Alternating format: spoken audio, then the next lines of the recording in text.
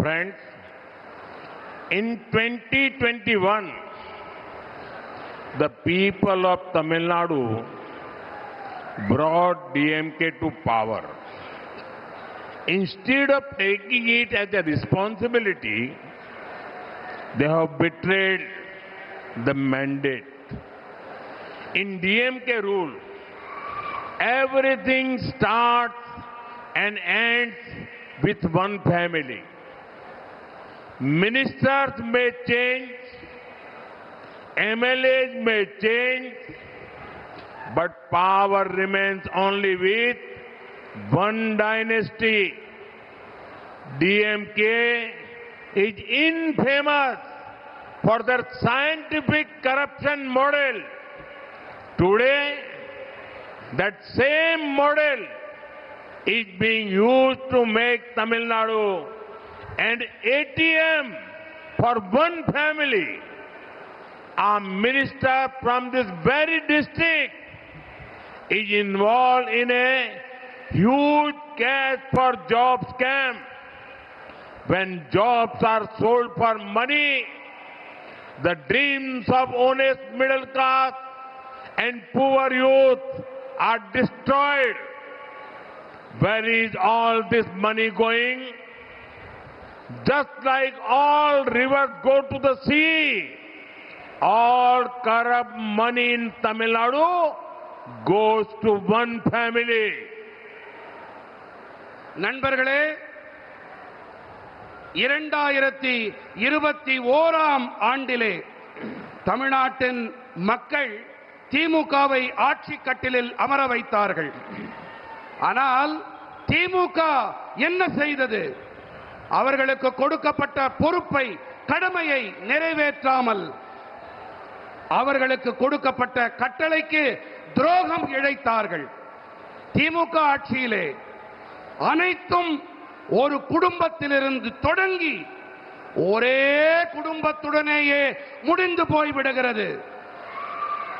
அமைச்சர்கள் மாறலாம், சட்டசபை உறுப்பினர்கள் மாறலாம், ஆனால் அதிகாரம் என்னமோ ஒரே ஒரு வம்சம், ஒரு குடும்பத்திடம் மட்டுமே இருக்கும். விஞ்ஞான ரீதியான ஊழல், அந்த மாதிரிக்கு பெயர் போனது திமுக. இன்றைக்கு இந்த மாடல் தான், இந்த மாதிரி தான் ஒரே ஒரு குடும்பத்தின் ஏடிஎம் ஆக தமிழ்நாட்டை மாற்றி இருக்கிறது. இதே மாவட்டத்தைச் சேர்ந்த ஒரு அமைச்சர் வேலை வாங்கி தருவதாக சொல்லி பணம் பெற்று பெரிய மோசடியிலே சிக்கியிருக்கிறார். வேலைகள் பணத்துக்காக விற்கப்படும் போது நேர்மையான நடுத்தர வர்க்கம் மற்றும் ஏழை இளைஞர்களின் கனவுகள் நாசமாகி போகின்றன. இந்த பணமெல்லாம் எங்கே போகிறது? எப்படி அனைத்து ஆறுகளும் கடலில் சென்று சேர்கிறதோ அதே போல தமிழ்நாட்டின் ஊழல் பணமெல்லாம் ஒரு குடும்பத்தை சென்று சேர்கிறது, அதன் குடும்ப சொத்தாய் ஆகிறது. Friends, farmers of the Delta are the backbone of Tamil Nadu's food security. They deserve fair prices, good facilities, and modern storage infrastructure. DMK promised to create grain warehouses, but today farmers are searching for these warehouses which are nowhere to be found. Similarly, remember that DMK had promised big increase in MSP for paddy. Farmers are asking, what happened to these promises? Illegal sand mining is destroying rivers and threatening the environment. Yet, those responsible for it continue to enjoy protection of DMK.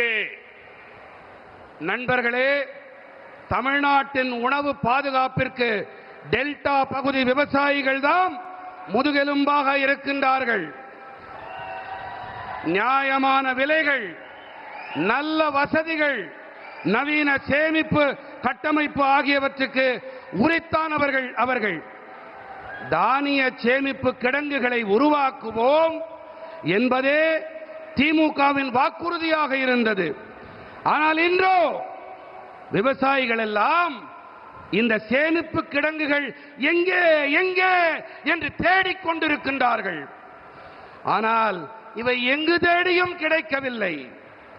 இதே போல நெல்லுக்கு கொடுக்கப்படும் குறைந்தபட்ச ஆதரவு விலை அதிக அளவில் உயர்த்தப்படும் என்று திமுக வாக்களித்தார்களே, நினைவிருக்கிறதா? நீங்கள் சத்தியம் செய்து கொடுத்த அந்த வாக்குறுதிகள் என்னானது என்று விவசாயிகள் கேட்கின்றார்கள். சட்டவிரோதமாக மணல் அள்ளப்படுவதால் ஆறுகள் நாசமாகின்றன, சுற்றுச்சூழலுக்கும் அச்சுறுத்தல் ஏற்படுகின்றது. ஆனாலும் இவற்றுக்கு காரணமாக இருப்பவர்களுக்கு திமுகவின் பாதுகாப்பு கவசம் இருக்கின்றது. Friends, for DMK, politics is about people's welfare.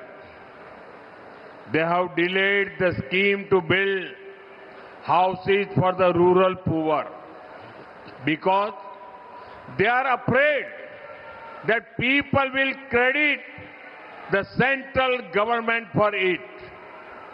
We have big plans for the progress of Tamil Nadu. For example, we have made the state a part of the rare earth corridor. We have proposed Bengaluru, Chennai and Chennai, Hyderabad bullet train corridors. Such projects will take the state on the next level of growth in terms of connectivity and manufacturing. But these projects need a government here that puts people's interest above politics. It is only NDA that can deliver such a government.